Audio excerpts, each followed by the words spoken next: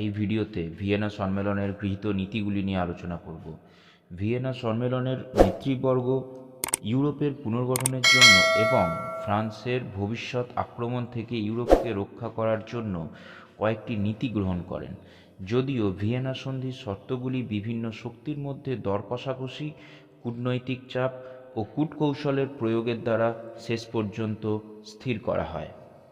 এই নীতিগুলির আক্ষরিক প্রয়োগের কথা না ভাবাই উচিত। সাধারণভাবে এই নীতিগুলি যখন সুবিধা হয় তখন প্রয়োগ করা হয়। যাই হোক, এই নীতিগুলি ছিল ন্যায্য অধিকার, ক্ষতিপূরণ এবং শক্তিসাম্য। এইগুলো ছিল মূল পয়েন্ট। এছাড়া ইউরোপের পুরাতনতন্ত্র ও স্থিতাবস্থা বজায় রাখার জন্য বিপ্লবের প্রতি ঘৃণা করা এবং আন্তর্জাতিক সহযোগিতা, এই নীতিগুলিও গৃহীত হয়েছিল। প্রথমত, ক্ষতিপূরণ নীতি অনুযায়ী বুর্ব রাজবংশকে পুনরায় সিংহাসনে বহাল করা হয়। অষ্টাদশ লুই সিংহাসনে বসেন এবং মিত্রশক্তিকে 70 কোটি ফ্রাঁ ক্ষতিপূরণ দেওয়া হয়। দ্বিতীয়ত, রাশিয়া গ্র্যান্ড ডাচি অফ ওয়ার্স তুরস্কের কাছ থেকে বেসার্বিয়া এবং বাল্টিক অঞ্চলে ফিনল্যান্ড দেশটিও পায় রাশিয়া। তৃতীয়ত, অস্ট্রিয়া বেলজিয়াম ছেড়ে দেয়। এর পরিবর্তে ইতালির লম্বার্ডি ও ভেনেসিয়া প্রদেশ অস্ট্রিয়া পায়।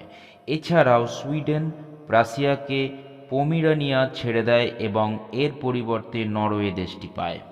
এরপর শক্তিসাম্য নীতি অনুযায়ী ফ্রান্সে কিছুদিনের জন্য বিজয়ী শক্তির সেনাদল থাকবে এবং ফ্রান্সের প্রতিবেশী দেশগুলিকে শক্তিশালী করে তোলা হয়। ফ্রান্সের উত্তর পূর্বে লুক্সেমবার্গ ও বেলজিয়ামকে হল্যান্ডের সাথে যুক্ত করা হয় এবং ভবিষ্যতে যদি ফ্রান্স পুনরায় বেলজিয়াম দখল করতে চায় তাহলে হল্যান্ডকে তা প্রতিরোধের সম্পূর্ণ অধিকার দেওয়া হয়। শেষে দক্ষিণ ফ্রান্সে সার্ডিনিয়ার সাথে জেনোয়াকে যুক্ত করে ফরাসি সীমান্তে একটি বেষ্টনী তৈরি করা হয়। প্রাগ নেপোলিয়ান যুগে যে সকল বংশানুক্রমিক রাজা ছিলেন তারা যদি নেপোলিয়ানের দ্বারা সিংহাসনচ্যুত হয়ে থাকেন তবে তাদের ন্যায্য অধিকার নীতি মেনে তাদের সিংহাসন ফিরিয়ে দেওয়া হবে বলে নীতি গ্রহণ করা হয়। তবে এই নিয়ম আংশিকভাবে প্রয়োগ করা হয়নি। বহু ক্ষেত্রে শক্তিসাম্য অথবা ক্ষতিপূরণ নীতির স্বার্থে ন্যায্য অধিকার নীতিকে অগ্রাহ্য করা হয়। অনেকের মতে ফরাসি মন্ত্রী ট্যালেরান্টি ছিলেন ন্যায্য অধিকার নীতির উদ্ভাবক।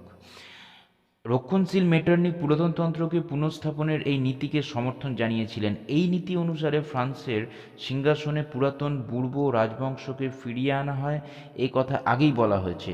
হল্যান্ডের অরেঞ্জ রাজবংশকে হল্যান্ডের সিংহাসনে ফিরিয়ে দেওয়া হয়। পোপকে ইতালিতে তার রাজ্য ফিরিয়ে দেওয়া হয়। সার্ডিনিয়ার পিডমেন্ট স্যাভয় রাজবংশকে ফিরিয়ে দেওয়া হয়। স্পেনের সিংহাসনে নেপোলিয়ানের দ্বারা উৎখাত হওয়া পূর্ব রাজবংশের শাখাকে ফিরিয়ে দেওয়া হয়। ভিডিওটি পুরো দেখে থাকলে লাইক করুন, শেয়ার করুন এবং চ্যানেলটি এখনও সাবস্ক্রাইব না করে থাকলে প্লিজ সাবস্ক্রাইব করে দেবেন।